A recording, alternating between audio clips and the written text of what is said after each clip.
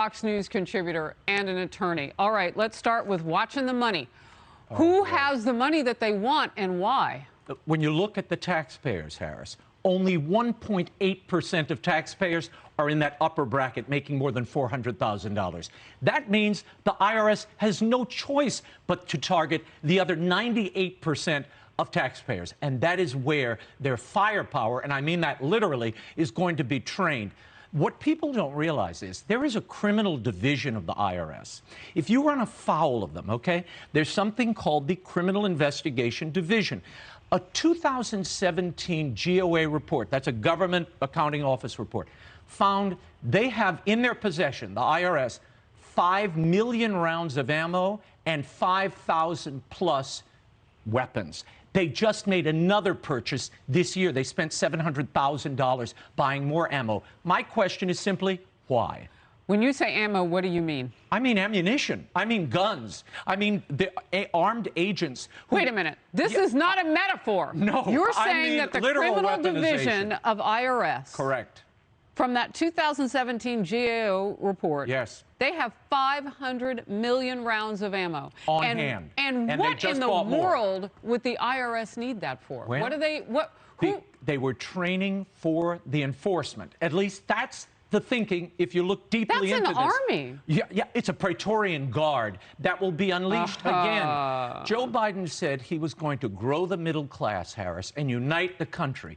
Instead, you have a government targeting the citizens and now arming this Praetorian Guard to go out and grab all the cash they can by any means necessary.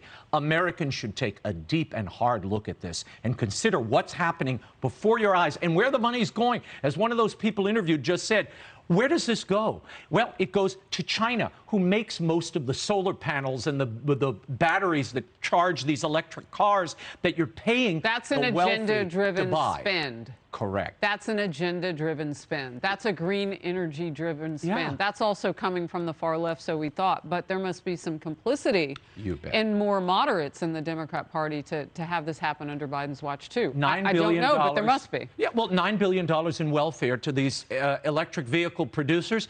And you or I, if we want to go buy an electric car and can afford it, they'll give you a $7,000 gift bonus from the government. Why? Why are we manipulating the marketplace this way? All right. A Fox News op-ed says perhaps the most amazing is the lavish subsidy. Let's pop that up, right?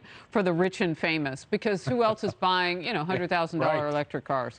The bill expands up already deep federal subsidies for Americans who purchase electric vehicles. Just what Raymond is telling us. The average price of a new EV is more than $54,000, even with Uncle Sam kicking in $7,500 if all requirements are met.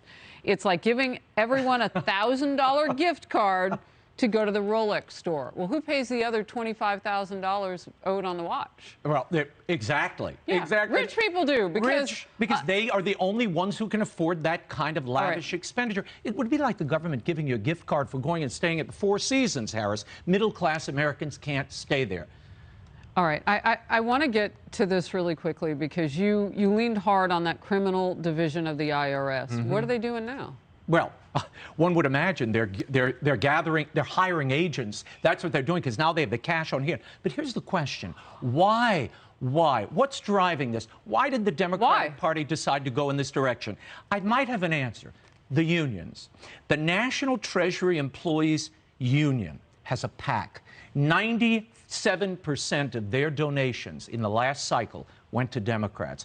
If you grow membership in that union, and that's the IRS union, by the way, that National Treasury Employees Union, if you grow members, you grow income for the Democratic Party. This is a great laundering operation behind the scenes and a great way to grab cash from mom and pop across America. Next time we get together, I want to talk about the Second Amendment, Americans getting guns, and then now the IRS having 500 million rounds of ammunition. That's just a teaser. Okay. The White House's latest shot at rebranding the President of the United States. This time, they're trying to own the negative "Let's go Brandon." Remember that? Yeah. That little, they did it at football games and whatnot. Anyway, they're going to try to do that after some recent legislative wins. They consider that big monster spending bill to be one of them. Deputy Press Secretary Andrew Bates tweeted this: "Dark Brandon is crushing it," along with an image of Biden with red laser eyes. Bates followed that up with The Dark Brandon Rises, an apparent nod to the Batman movies. Conservatives, not impressed. Ben Shapiro. You can try to Dark Brandon meme your way out of sub-40 approval ratings all you want, but throwing hundreds of billions at green boondoggles in the middle of an inflationary spiral isn't going to turn things around. Raymond. Well, Biden is going to look no better in the metaverse of madness than he does in reality, Harris. That's the reality. But, you know, I understand why they're trying to cast him as a superhero, create an avatar for him, because the reality is really distressing. The truth is, the president can't get through a sentence without a teleprompter, and even then he needs help. I guess Dark Brandon is preferable to Easter Bunny follower or Blue Dot stander. I guess those names were taken. My question is, who does Hunter get to play in the metaverse? Is he the ink blower? Is he the laptop pirate? And I don't know what they're trying for with this Joe Biden avatar with the iPad. Is he a Wall Street pirate? Is he a memory care unit guy who busted his eye on the way to visiting hour? I don't know what that is, but it's a stupid look, particularly with a Nazi eagle behind him, which they projected in the background there. Bad messaging. And a bad record. I don't know why you would put a scary meme, though, on a guy who fell off a bike that wasn't moving.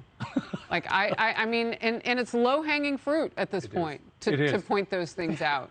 Why would you advocate for something that is so anathema to what we know, at least until now, to be true? Raymond Arroyo, great to see you. Always Thank you. Enjoy seeing you. Bye. Hey everyone, I'm Emily Campagno. Catch me and my co-hosts Harris Faulkner and Kaylee McEnany on Outnumbered every weekday at 12 p.m. Eastern, or set your DVR. Also, don't forget to subscribe to the Fox News YouTube page for daily highlights.